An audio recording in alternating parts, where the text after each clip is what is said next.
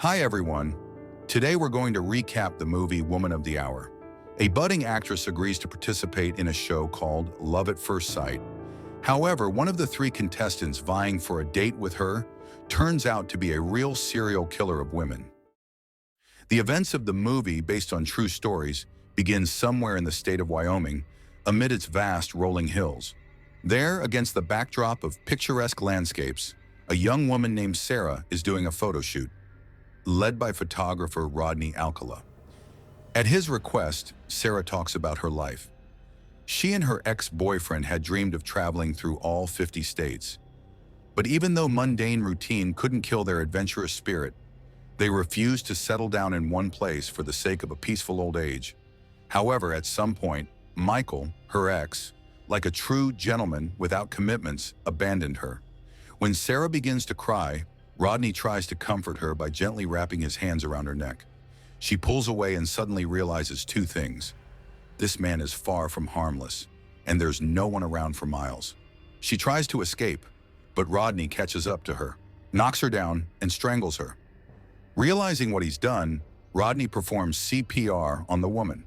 However, when she regains consciousness and tries to flee again, it doesn't save her from her tragic fate. The story then shifts to Hollywood in 1978. There, an aspiring actress named Cheryl is auditioning once again, hoping for fame, recognition, and a golden rain of money. However, the men in charge of the audition don't even bother hiding their disdain as they openly discuss her appearance in front of her, criticizing how unsuitable she is for the role. Frustrated by the blatant sexism and chauvinism, back before radical feminism had even been conceived, Cheryl heads home, disappointed. In the hallway of her apartment building, Cheryl runs into her colleague and neighbor, Terry, an equally unlucky actor, with whom she often rehearses audition scripts in her free time. Terry casually invites himself over to her place. Once at her apartment, Cheryl receives a call from her agent, who suggests she participate in the show Love at First Sight. According to the agent, it would help boost her recognition as an actress. Though hesitant, Cheryl leans toward agreeing and heads to a local bar with Terry. At the bar, Terry, cursing his eternal residency in the friend zone and lamenting his lingering virginity, suggests they have another drink together. This ends with Cheryl waking up in his bed the next morning, much to her dismay.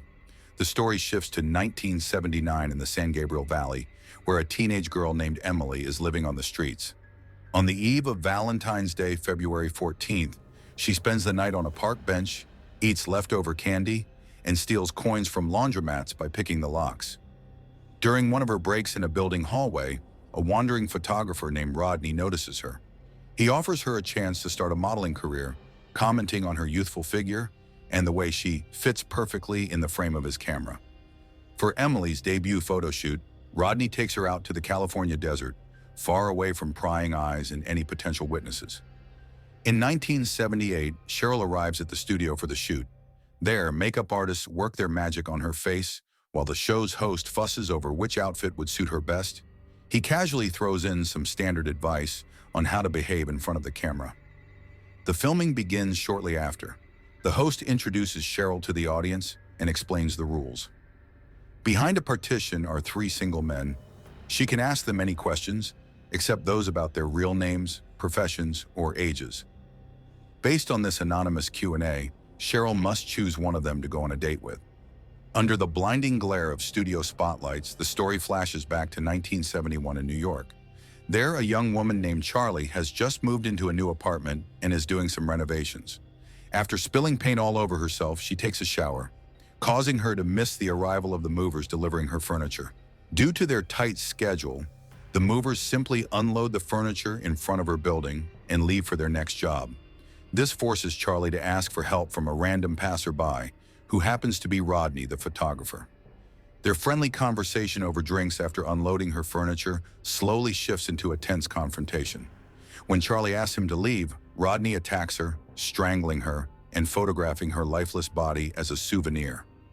In 1978, back at the studio, the audience is introduced to the show's contestants. One of them, contestant number 3, turns out to be Rodney himself. Among the audience, a woman named Laura recognizes him. She remembers seeing this photographer at a party after which her friend went missing. Alarmed, the woman leaves the studio in a hurry, brushing past the studio's camera cables on her way out. The show is temporarily paused for technical reasons, and several events occur simultaneously. Laura tries to find the show's producers to tell them that one of the contestants might be a murderer. However, her concerns are dismissed, and she's left waiting in the office only to be approached by a janitor. Meanwhile, the three bachelors chat with one another during the break, sharing their personal impressions of the show. Rodney focuses on contestant number 2, remarking on her large chest size. While applying the finishing touches to Cheryl's makeup, the makeup artist advises her not to play by the show's rules. She suggests Cheryl skip the pre-written questions and come up with her own instead. Realizing she has little to lose, Cheryl asks for a pen to rewrite her notes. Using her knowledge of physics, history, and philosophy, Cheryl goes off-script during the show. Contrary to the host's wishes, she puts the bachelors in uncomfortable positions, challenging their authority and drawing laughter from the audience. Surprisingly, the most composed, intelligent, and well-read contestant turns out to be bachelor number 3, serial killer Rodney Alcala. During the show, Cheryl asks Rodney what inappropriate comments the other contestants were making backstage. Without hesitation, Rodney exposes bachelor number 2, claiming that he doesn't consider any woman without large breasts a candidate for a serious relationship. This unexpected twist and deviation from the script forced the host to cut the playful banter short. During the final break before the results are announced, bachelor number 2 threatens Rodney for snitching. In response, Rodney calmly suggests they exchange contact information so they won't have to look for each other after the show. When bachelor number 2 hands Rodney his business card, Rodney shows him a photo of one of his victims, hinting that it's part of a staged act. Even so, contestant number 2 realizes Rodney is completely unhinged and decides it's better not to provoke him further. When it's time to announce the results, Cheryl chooses bachelor number 3. The host then introduces the other 2 contestants, both of whom turn out to be successful men in their respective fields. As bachelor number 2 leaves the stage, he whispers to Cheryl, warning her to be cautious around number 3. Despite the warning, Rodney manages to make a positive impression on Cheryl, though he grabs at her body while hugging her.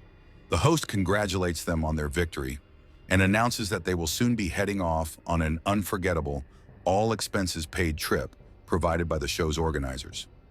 After the filming, Cheryl leaves the studio and runs into Rodney, who is waiting for her outside. He suggests they skip the formalities and go on a date right away at the bar across the street. It seems like they have a lot in common, including their love for movies, but Cheryl can't shake off the uneasy feeling caused by bachelor number 2's words and some of Rodney's behavior. So when Rodney asks the waitress to bring more drinks, Cheryl signals that it's time to leave. The waitress, showing solidarity with Cheryl, discreetly helps her out. The would-be lovers leave the bar, but the crafty maniac Rodney, not wanting to let her go, offers to drive Cheryl to her car in the parking lot. With no good excuse to refuse, Cheryl reluctantly agrees and ends up alone with him in the empty parking lot. During the drive, Rodney asks for Cheryl's phone number so they can arrange their trip with the vacation packages from the show. Cheryl writes down a number in her notebook, but when Rodney asks her to repeat it aloud for confirmation, she can't remember it. Rodney realizes she's lied about her number. He directly asks her if they'll meet on the coast for their trip, but Cheryl firmly tells him she won't go anywhere with him. As she's about to walk away, offended by her rejection, Rodney admits that he plans to kill her.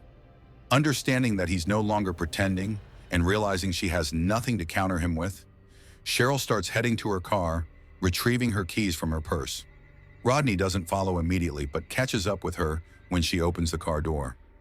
Just as things are about to take a tragic turn, a group of crew members from the studio, including the camera crew, appears and interrupts the scene. The killer, unwilling to draw attention or create witnesses, lets Cheryl go, and she drives home. However, the next day, Cheryl packs her things and moves out of her apartment, deciding that her dream of becoming a star isn't worth risking her life over, especially in a place where Rodney could easily find her. In 1979, Rodney takes the runaway girl Emily to a secluded spot in the desert. He leads her to a rock under the pretense of taking photos with the sunset in the background. But during the session, he attacks the naive and defenseless girl, tying her up. When Emily regains consciousness, she sees the crying psychopath beside her. Pretending nothing happened, she asks him not to tell anyone about what occurred. In her attempts to regain trust, Emily asks Rodney to take her home. He agrees and unties her. Even a maniac seems to crave love, warmth, and understanding. On the way back, Emily doesn't ask for help from the first driver she sees, but pretends everything is fine. However, when Rodney stops at a gas station to use the bathroom, Emily escapes the car and runs to the nearest cafe to call the police. When the authorities arrive, they arrest Rodney right in front of one of his would-be victims. The film ends with text credits and a brief historical note.